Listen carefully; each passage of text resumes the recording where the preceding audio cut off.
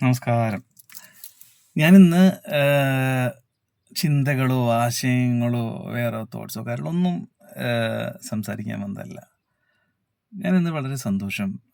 നമ്മുടെ നാട്ടിലെ വിദ്യാർത്ഥി സമൂഹം, യുവജനങ്ങൾ നടത്തിയ ഒരു പ്രക്ഷോഭം വിജയം കണ്ടതിൽ വളരെ ആവശ്യമായൊരു സമരം, ആവശ്യമായൊരു സമരം വിജയം കണ്ടതിൽ ഉള്ളൊരു സന്തോഷമാണ്. അത് സംസാരിക്കാനാണ്. അതിൽ എൻ്റേതായ അഭിപ്രായങ്ങൾ പറയാം. അതിന് എന്തെങ്കിലും എതിരഭിപ്രായം ഉണ്ടെങ്കിലും സപ്പോർട്ടാണെങ്കിലും അതൊന്നും നിങ്ങൾ അറിയിക്കുക. അത്രയേ ഉള്ളൂ. മൊത്തത്തിൽ അറിയാനുള്ള ആഗ്രഹം. നമ്മുടെ കുട്ടികൾ ഡൽഹിയിൽ നടത്തിയ ഒരു എക്സാം 10-20 കുട്ടികൾ ആത്മഹത്യ ചെയ്തു.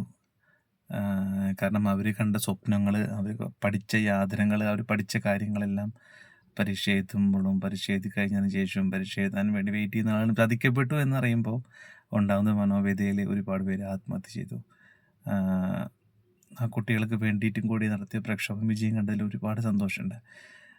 നമ്മളുടെ ഇപ്പം ആ കുട്ടികൾക്ക് ഇനി 1 കോടി രൂപ കൂടി കൊടുക്കാനുള്ളൊരു ആവശ്യം കൂടി ഉണ്ട്. അതും കൂടി കൊടുക്കണം. കാരണം ആ മക്കൾ പഠിച്ചതും എല്ലാം ആ കുടുംബത്തിന് വേണ്ടിയിട്ടായിരിക്കും. അവരെ പരീക്ഷയിൽ വിജയിക്കണമെന്ന് ആഗ്രഹിച്ചതും ആ കുടുംബത്തിന് വേണ്ടി. പുതിയൊരു ജോലി ലഭിക്കണം, കുടുംബം രക്ഷപ്പെടണം എന്ന് വിചാരിച്ച തന്നെയിലേക്ക്. അപ്പോൾ ഈ ഒരു പാവം കൊണ്ട് കുടുംബം രക്ഷപ്പെടട്ടെ. അവരുടെ കുറവൊന്നും ഇതുകൊണ്ട് നികത്താൻ സാധിക്കില്ല. എന്നാൽ കൂടി അത് ഒരു സന്തോഷം. പക്ഷേ നമ്മുടെ ഒരു ചിന്ത എന്താണെന്ന് വെച്ചാൽ, നമ്മുടെ നാട്, സംസ്ഥാനങ്ങളാവട്ടെ, രാജ്യമാവട്ടെ, ഡെവലപ്പ് ചെയ്യേണ്ടതും ഇനി ഡെവലപ്പ് ആവാൻ പോകുന്നതും വിദ്യാർത്ഥികളിൽ കൂടിയാണ്, യുവജനങ്ങളിൽ കൂടിയാണ്. അക്കാഡമിക്കൽ ക്വാളിഫിക്കേഷൻ ഇല്ലാത്ത വ്യക്തികൾ നമ്മളെ നയിക്കാതിരിക്കട്ടെ, ഇതാണ് എൻ്റെ ആഗ്രഹം. കാരണം കുറച്ചൊരു വിദ്യാഭ്യാസം ഉള്ളവരാണെച്ചെങ്കിൽ, അത്യാവശ്യം ബുദ്ധിബോധമുള്ള ആളുകളാണെങ്കിൽ അവർക്ക് ഇന്ത്യയുടെ എക്കണോമി എങ്ങനെയാണോ ഡെവലപ്പ് ചെയ്യേണ്ടത്, ഇപ്പോഴത്തെ ഇക്കോണമി എങ്ങനെയാണോ രാഷ്ട്രീയത്തിന് അതീതമായിട്ട് ചിന്തിക്കാൻ സാധിക്കും. അങ്ങനെ ചിന്തിക്കുന്നവർക്ക് മാത്രമേ രാജ്യത്തിനെ ഡെവലപ്പ് ചെയ്യാൻ പറ്റുള്ളൂ.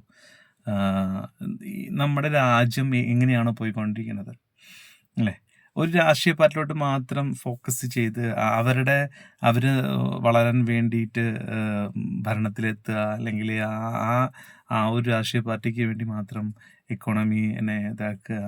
അപ്പോൾ അവിടെ അഴിമതികളുണ്ടാവും. അങ്ങനെ ആകുമ്പോൾ ഈ രാജ്യം ഒരിക്കലും രക്ഷപ്പെടില്ല. പക്ഷെ അതല്ലാത്ത ഒരു വിദ്യാർത്ഥി സമൂഹമുണ്ട് നമ്മുടെ നാട്ടിൽ. നിഷ്പക്ഷരായ കുറേ വിദ്യാർത്ഥി സമൂഹം, രാഷ്ട്രീയ ഭേദമന്യേ ചിന്തിക്കുന്ന ഒരു വ്യക്തിയാണ് ഞാൻ. അതുകൊണ്ടാണ് ഇപ്പോൾ പല വിദ്യാർത്ഥി രാഷ്ട്രീയ പാർട്ടികളിലും ആളുകൾ കുറയാൻ കാരണം. അവരെ അത് മടുത്തു. അത് ഏത് രാഷ്ട്രീയ പാർട്ടിയാണോ ആവട്ടെ, അത് ഒരു മടുത്ത് കഴിഞ്ഞു കുട്ടികൾ. അവർക്ക് ഇനി വേണ്ട നല്ലൊരു രാജ്യം, നല്ലൊരു ഭാവിയാണ്. അവർ പഠിക്കുന്ന കാര്യങ്ങൾ ഇവിടെ തന്നെ പ്രായോഗികത്തിൽ വരുത്താൻ സാധിക്കുന്ന സാഹചര്യങ്ങളാണ് കുട്ടികൾക്ക് ആവശ്യം. അതുണ്ടാവണമെങ്കിൽ അതിനുള്ള സാഹചര്യങ്ങൾ ഈ പറയുന്ന സർക്കാർ, അത് ഇന്ത്യൻ സർക്കാരാണെങ്കിലും സംസ്ഥാന സർക്കാരുകളാണെങ്കിലും അത് നടത്തി കൊടുക്കണം. കാരണം ഇവിടെ പഠിക്കുന്ന കുട്ടികൾക്ക് ഇവിടെ തന്നെ ജോലി ചെയ്യാനുള്ള, അവരാർജിച്ച വിദ്യ ഇവിടെ തന്നെ പ്രായോഗികത്തിൽ കൊണ്ടുവരാനുള്ള സാഹചര്യങ്ങൾ ഒരുക്കി കൊടുത്താൽ നമ്മുടെ തന്നെ രാജ്യം വിജയിക്കും തീർച്ചയായും. കാരണം നമ്മുടെ യൂണിവേഴ്സിറ്റികൾ, അല്ലെ, ഓക്സ്ഫോർഡിൻ്റെയും കാംബ്രിഡ്ജിൻ്റെയും കൂടെ നിൽക്കുന്ന യൂണിവേഴ്സിറ്റികൾ നമുക്കുണ്ട്. ഇവിടെ വന്ന് പഠിച്ച് പോകുന്ന കുറേ വിദേശികളുണ്ട്. അവരിവിടെ വന്ന് പഠിച്ചു പോയി അവരവരുടെ രാജ്യത്തിൽ അവരുടെ ബുദ്ധി പ്രായോഗികത്തിൽ വരുത്തുമ്പോൾ അവരുടെ രാജ്യം വികസിക്കുകയാണ്. അപ്പോൾ നമ്മുടെ കുട്ടികൾ ഇവിടെ പഠിച്ചിട്ട് ഇവരുടെ ബുദ്ധി കൊടുക്കുന്നത് വേറെ രാജ്യങ്ങളിലാണ്. കാരണം ഇവിടെ അതിനുള്ള സാഹചര്യങ്ങളില്ല. മനസ്സിലായില്ലേ? അപ്പോൾ അതിനുള്ള സാഹചര്യങ്ങൾ ഇവിടെ ഉണ്ടാക്കണം. അങ്ങനെ ഉണ്ടാക്കിയാലേ നമ്മുടെ നാട് വികസിക്കും. അതിലൊരു സംശയവുമില്ല. ഇപ്പോൾ നമ്മുടെ ഒരുപാട് 28 സംസ്ഥാനങ്ങളിൽ പല സംസ്ഥാനങ്ങളിൽ ഇന്നും വിദ്യാഭ്യാസം എന്ന് പറയുന്നത് അത്ര നിർബന്ധിത വിദ്യാഭ്യാസം ഒന്നുമില്ല. വേണേ പഠിച്ചാൽ മതി എന്ന ചിന്തകൾ, സ്കൂളുകൾ കുറവാണ്, ഉന്നത വിദ്യാഭ്യാസ സാഹചര്യങ്ങൾ കുറവാണ്. അപ്പം അങ്ങനെയൊക്കെ വരുമ്പോൾ അത്തരം സംസ്ഥാനങ്ങളിൽ നിന്നുള്ള വിദ്യാർത്ഥികൾ സ്വാഭാവികമായിട്ടും രാഷ്ട്രീയത്തിലോട്ട് പോകും. കാരണം വേറെ പരിപാടിയൊന്നും ഇല്ലല്ലോ. അപ്പോൾ രാഷ്ട്രീയത്തിൽ അപ്പോൾ പിന്നെ വീണ്ടും നമ്മുടെ ഈ ഒരു രീതിയിലോട്ട് അടിമ രാഷ്ട്രീയം എന്ന് പറയുന്നൊരു സംഭവത്തിലേക്ക് പോകും. അപ്പോൾ വിദ്യാഭ്യാസം കൊടുക്കണം. കുട്ടികൾ വിദ്യ ആർജിക്കണം, ആഗ്രഹിക്കുന്ന രീതിയിൽ പഠിക്കാൻ സാധിക്കണം. അത് ഏതിലാണോ താല്പര്യമെങ്കിൽ പഠിക്കാനുള്ള സാഹചര്യം സർക്കാർ ഉണ്ടാക്കി കൊടുക്കണം. ഉണ്ടാക്കി കൊടുത്തെങ്കിൽ തീർച്ചയായും അവരെ നമുക്ക് ഉപയോഗിക്കാൻ സാധിക്കും. അവരെ ഈ രാജ്യത്തിന് മുന്നോട്ട് നയിക്കും. എല്ലാ രാജ്യത്തും അത് തന്നെയാണ് കണ്ടിരിക്കുന്നത്. നമ്മുടെ രാജ്യത്ത് ഇപ്പോൾ ഇത് വളരെ വലിയൊരു ഉദാഹരണമാണ്. വിദ്യാർത്ഥികൾ വിചാരിച്ചാൽ നടക്കാത്തതായിട്ടൊരു കാര്യമില്ല. രാഷ്ട്രീയക്കാർ അതിനെ മുതലെടുക്കാൻ ശ്രമിക്കും. അത് നിങ്ങൾ മനസ്സിലാക്കണം. അതിന് മുതലെടുക്കാൻ ശ്രമിക്കുന്ന രാഷ്ട്രീയ, അത് ഏത് പാർട്ടി ആവട്ടെ, ഏത് പാർട്ടി ആണെങ്കിലും അത് മുതലെടുക്കാൻ ആരും നിങ്ങൾ അനുവദിക്കരുത്. നിങ്ങൾ മുന്നോട്ട് പോകണം. നിങ്ങൾ നയിക്കണം രാജ്യത്തിനെ. നിങ്ങളുടെ എക്കണോമിക്കൽ വിഷൻ എന്താണോ അത് നിങ്ങൾ ഇവിടെ പ്രായോഗികത്തിൽ കൊണ്ടുവരുത്തണം.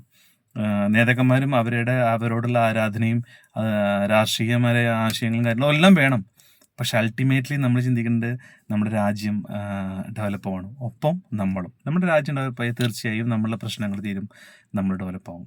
അതിലൊരു സംശയമില്ല. കാരണം ഇപ്പോൾ ചിന്തിച്ചാൽ അറിയാം, കടയില്ലാത്തൊരു വ്യക്തിയില്ല. 18 വയസ്സ് കഴിഞ്ഞാൽ ആ ഒരു വ്യക്തിക്ക് കടങ്ങളില്ലാത്ത ഒരു വ്യക്തി പോലും ഇന്ന് ഇന്ത്യയിലില്ല. അതിൻ്റെ കാരണം എക്കണോമിക്കലി നമ്മൾ ഒരുപാട് പിന്നോട്ടാണ്. നമ്മളിങ്ങനെ കാട്ടിക്കൂട്ടാൻ വേണ്ടി കുറേ സംഭവങ്ങൾ അവിടെ ഇവിടെയൊക്കെ കണ്ട ഞാൻ ഒരു രാഷ്ട്രീയ പാർട്ടിയും പറയില്ല കേട്ടോ, ഞങ്ങൾ ചിന്തിക്കരുത്. കാട്ടിക്കൂട്ടുന്നു എന്നല്ലാതെ പക്ഷേ റിയാലിറ്റി അതല്ല. ഒന്നുമില്ല സത്യം പറഞ്ഞാൽ. കുറേ ആളുകൾക്ക് ഡെവലപ്പ് ആവാൻ വേണ്ടി മാത്രം കുറേ കാര്യങ്ങൾ കാട്ടിക്കൂട്ടുന്നു, അല്ലാണ്ട് അപ്പുറത്തോട്ട് വേറൊന്നും ഇല്ല. അപ്പോൾ അങ്ങനെയല്ല വേണ്ടത്. നമ്മുടെ രാജ്യം മറ്റു രാജ്യങ്ങളുടെ മുന്നിൽ മുഖമുദ്രയായിട്ട് മാറണമെങ്കിൽ നമ്മളുടെ സാങ്കേതിക വിദ്യ ആണെങ്കിലും നമ്മളുടെ മറ്റുള്ള കാര്യങ്ങളാണെങ്കിലും വികസിക്കണം. അങ്ങനെ വികസിക്കുന്നൊരു കാലഘട്ടം വരുമ്പോൾ തീർച്ചയായും നമ്മളുടെ ഈ പ്രശ്നങ്ങൾ മാറും. നമ്മുടെ ഈ പ്രശ്നങ്ങൾ മാറാനുള്ള എല്ലാ സാഹചര്യങ്ങളും ഇന്ത്യയിലുണ്ട്.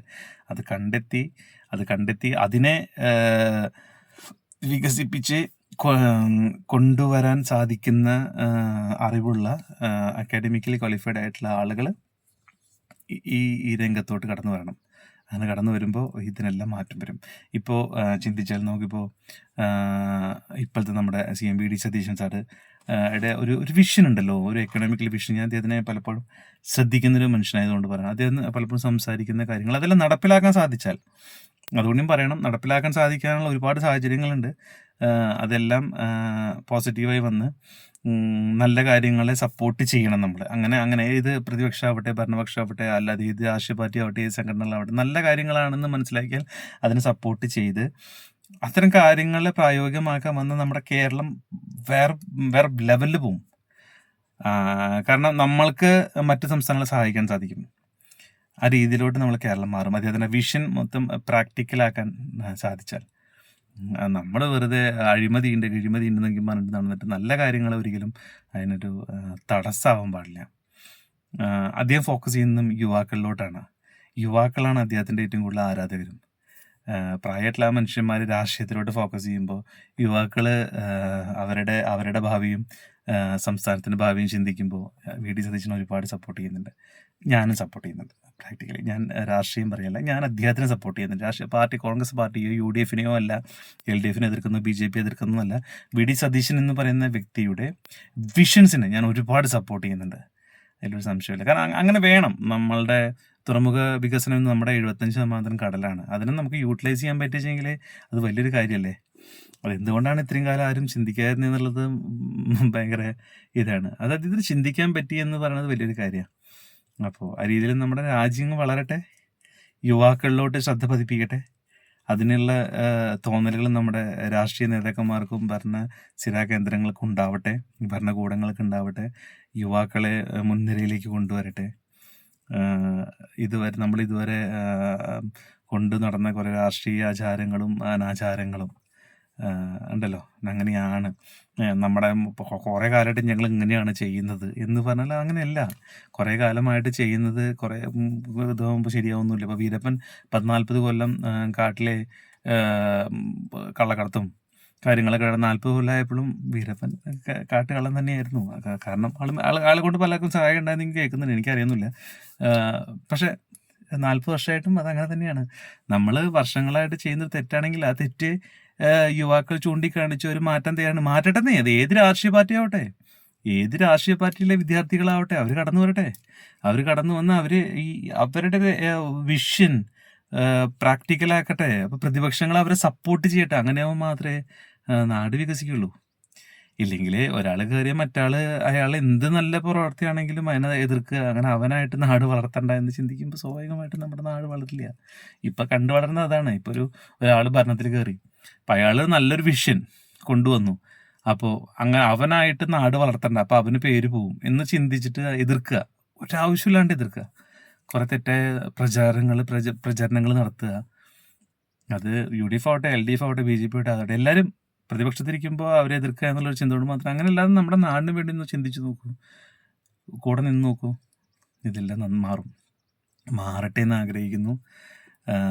വിദ്യാർത്ഥികൾ, യുവജനങ്ങളിൽ കൂടി നമ്മുടെ നാട് വളരുമെന്നാണ് എൻ്റെ പ്രതീക്ഷയും എൻ്റെ ആഗ്രഹവും. ഇതേ അഭിപ്രായമാണ് നിങ്ങൾക്ക് എങ്കിൽ നിങ്ങളത് കമൻറ്റിലൂടെ അറിയിക്കണം. ഇതിൻ്റെ എതിരഭിപ്രായമാണെങ്കിലും കമൻറ്റിലൂടെ അറിയിക്കണം. അപ്പോൾ അത് ഞാൻ നോക്കിയിട്ട് അതിന് ഞാനൊരു വീഡിയോ ഇടാം. നമുക്കിങ്ങനെ ഒരു സംവാദമാവാം. അപ്പോൾ ഇത് തുടക്കമാവട്ടെ, സംവാദങ്ങളിലൂടെ തുടക്കമാവട്ടെ. നല്ല ചിന്തകളുള്ളവരുടെ രാഷ്ട്രീയപരമായിട്ട് സംസാരിക്കരുത്, തെറിയൊന്നും വിളിക്കരുത്, അല്ലാതെ നല്ല രീതിയിൽ സംവാദിക്കാൻ ഒരവസരം ഉണ്ടാവട്ടെ.